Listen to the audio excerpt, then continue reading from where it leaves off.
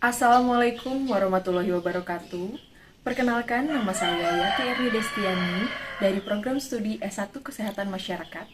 Kali ini akan membahas mengenai fenomena tsunami informasi.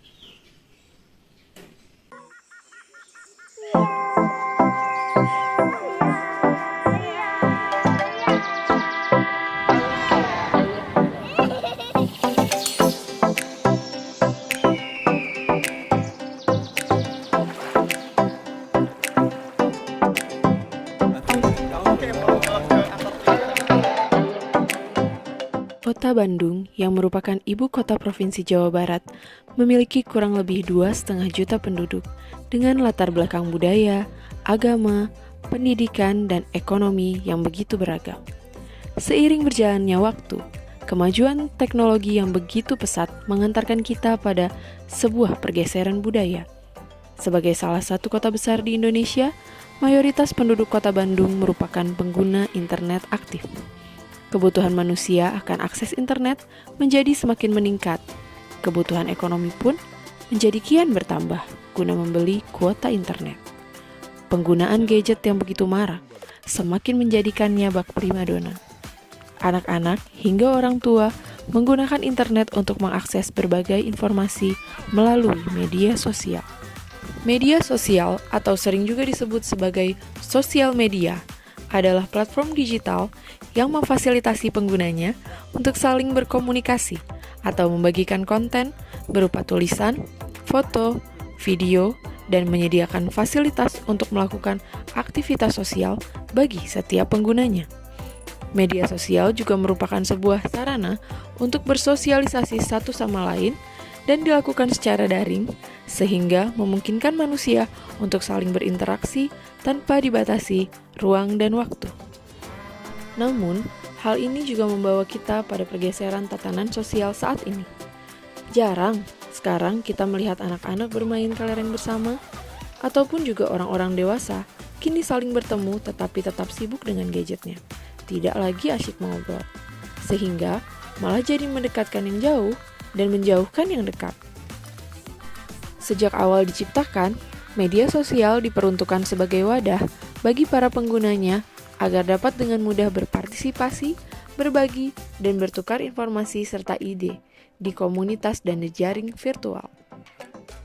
Kemudahan pertukaran informasi dimanapun dan kapanpun yang begitu masif ini menghadirkan sebuah fenomena, tsunami informasi, di mana informasi yang valid atau benar dan informasi yang hoax atau bohong dapat begitu mudah sampai kepada banyak orang. Tren-tren isu seperti kasus Sambo, kenaikan harga BBM, kasus HIV/AIDS pada mahasiswa di Kota Bandung, bursa Capres dan Cawapres 2024, perselingkuhan selebritis, hingga kasus hacker Bjorka tersebar di berbagai media. Dari seluruh isu-isu yang muncul, ada satu benang merah yang menimbulkan keresahan baru bagi saya.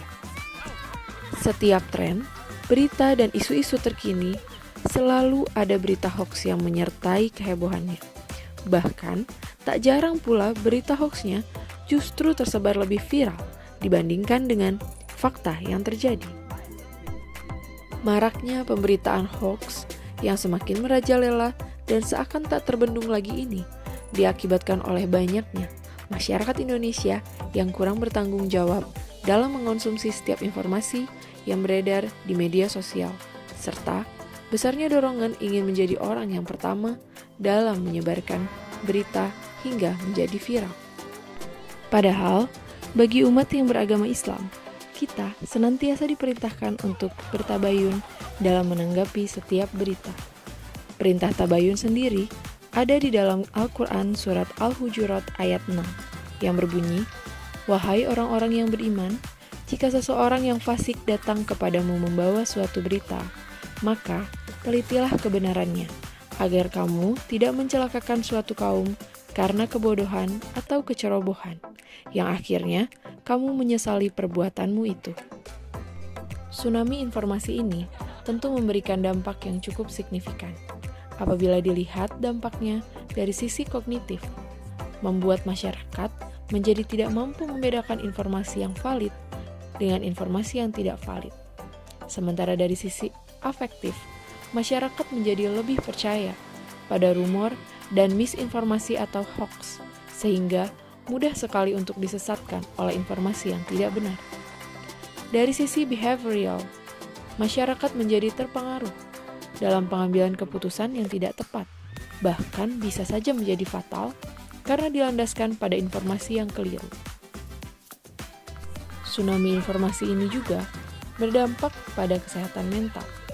Banyak yang mengalami kelelahan akibat diserbu berbagai informasi. Tidak jarang pula yang mengalami stres atau depresi karena dikelilingi informasi yang menyesatkan. Jalan utama untuk mengantisipasi hoax adalah dengan membangun kompetensi publik dalam menghadapi tsunami informasi. Upaya membangun kompetensi dapat dilakukan melalui literasi media. Masyarakat harus berdaya dalam menyaring dan memilah mana informasi yang benar, bermanfaat, dan dapat disebarluaskan, serta mana informasi yang tidak. Masyarakat dengan literasi media yang baik ini, meskipun jumlahnya tidak banyak, harus senantiasa bergotong royong bersama, memberantas dan meluruskan berita hoax yang beredar di masyarakat. Karena dalam era tsunami informasi ini, orang-orang, kelompok masyarakat atau lembaga yang mampu menyampaikan kebenaran cenderung tidak lebih ramai dibandingkan dengan orang-orang yang menyampaikan informasi yang tidak benar. Para penyebar hoax ini bergerak dengan begitu masifnya, membuat puluhan hingga ratusan konten yang dikemas dengan menarik, menambahkan segala macam musik, suara, animasi, sehingga mendapat atensi dan klik yang lebih banyak. Di sisi lain, orang-orang yang mengetahui berita yang benar atau valid cenderung pasif dalam menyebarkan konten. Ada juga beberapa yang merasa malas untuk mengcounter berita hoax karena sudah terlalu banyak tersebar dan dipercaya. Ini biasanya terjadi di grup-grup WhatsApp dan forum-forum di Facebook. Maka dari itu, sebagai strategi intervensi dalam memerangi hoax pada era tsunami informasi, marilah kita mulai menyebarkan berita-berita yang bersumber dari sumber yang valid, mulai dari diri kita, mulai dari hal yang sederhana, dan mulai dari sekarang. Mari kita budayakan untuk menyampaikan informasi yang benar, meskipun hanya sedikit. Billahi taufiq wal hidayah. Wassalamualaikum warahmatullahi wabarakatuh.